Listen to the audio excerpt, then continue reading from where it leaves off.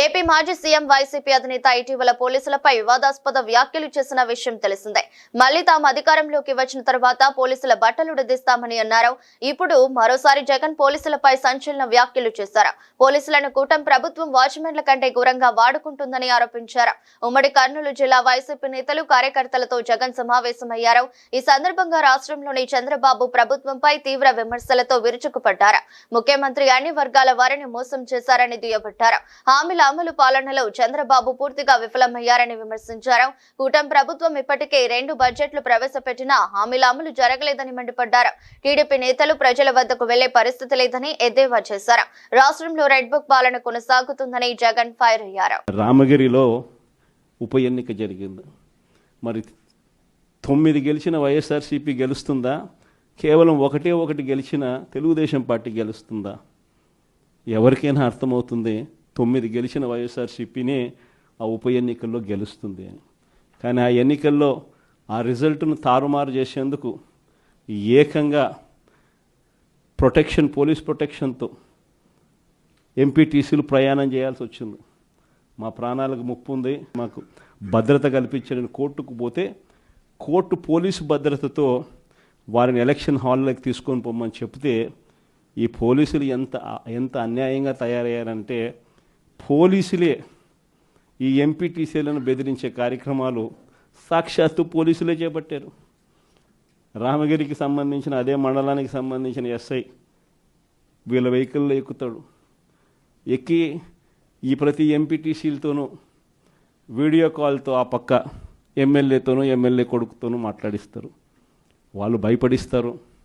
మీ ఇంట్లో మీ అమ్మ మీ నాయన ఇంటికి రావాలంటే ఖచ్చితంగా ఎంపీటీసీ ఎలక్షన్లలో వాళ్లకు అనుకూలంగా ఓటేస్తేనే జరుగుతుందని బెదిరిస్తారు. అయినా కూడా మన ఎంపీటీసీలు ఎక్కడా కూడా తలగ్గకపోయేసరికి ఎలక్షన్ టైం దాటిపోయేదాకా వాళ్ళని తిప్పుతూ ఎంపీడీఓ కార్యాలయానికి తీసుకొని పోకుండా కోరం లేదని ఎన్నిక వాయిదా. తర్వాత వాళ్ళందరినీ పెనుగొండకు తీసుకుపోయారు. అక్కడికి తీసుకొని పోయి అక్కడ వాళ్ళందరినీ బైండ్ ఓవర్ చేసే కార్యక్రమం వీళ్ళు చేస్తారు. ఏమయ్యా ఈ అన్యాయం అని చెప్పి మన పార్టీ జిల్లా అధ్యక్షురాలు ఉషమ్మ గట్టిది స్టీల్ లేడీ అని చెప్పారు. ఆవిడతో పాటు కంటెస్ట్ చేసిన ఎమ్మెల్యే ఇద్దరు పోయి మా ఎంపీటీసీలు మీరు ఎలా నిర్బంధిస్తారని చెప్పి పెనుగొండలో ఆయన ధర్నా చేస్తే ధర్నా చేసినందుకు వీళ్ళ మీద కేసులు. వీళ్ళు మా పార్టీకి సంబంధించిన మా ఎంపీటీసీలకు తోడుగా నిలబడేదానికి వీళ్ళు పోతే వీళ్ళ మీద కేసులు పెట్టి అరాచకం సృష్టించే కార్యక్రమం ఇద్దరితో ఆగల.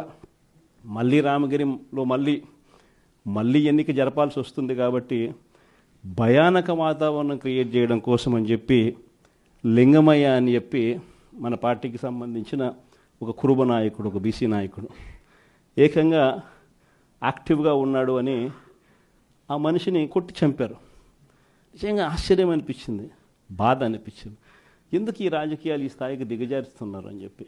అరే మంచి చెయ్యి, సూపర్ 6 హామీ ఇచ్చినాం, సూపర్ 7 హామీ ఇచ్చినాం, పిల్లలకు చేయాల్సిన ఫీజు రియంబర్స్మెంట్ బకాయిలు పెండింగ్లో పెట్టాం, ఆరోగ్యశ్రీ బకాయిలు పెండింగ్లో పెట్టాం, రైతులకు అన్యాయం చేస్తూ ఉన్నాం. ఇవన్నీ సరిదిద్దుకొని మంచి చెయ్యి, ప్రజల మనసుల్లో స్థానం సంపాదించుకుంటే ఆటోమేటిక్లీ ప్రజలు ఓట్లు వేస్తారు. కానీ ఈ మాదిరిగా దిగజారిపోయి మనుషులను చంపే స్థాయిలో రాజకీయాలు చేయడం మొదలు పెడితే, దానికి పోలీసులను ఉపయోగించుకునే కార్యక్రమం చేస్తే వ్యవస్థలు ఎంత దిగజారిపోతాయి అని చెప్పడానికి పూర్వపు రోజుల్లో మనం అంతా బీహార్ గురించి మాట్లాడేవాళ్ళం. బీహార్లో ఎలా ఉండేటివి, బీహార్లో అలా ఉండేటివని. ఈరోజు బీహార్ గురించి మాట్లాడాల్సిన పనుల ఆంధ్ర రాష్ట్రం ఎలా ఉంది అని చెప్పి చూస్తే బీహార్ను మించిపోయిన పరిస్థితిలో ఆంధ్ర రాష్ట్రం కనిపిస్తూ ఉంది. ఈరోజు ఆంధ్ర రాష్ట్ర పరిస్థితి. ఇలాంటి పరిస్థితుల మధ్య మనం యుద్ధం చేస్తూ ఉన్నాం.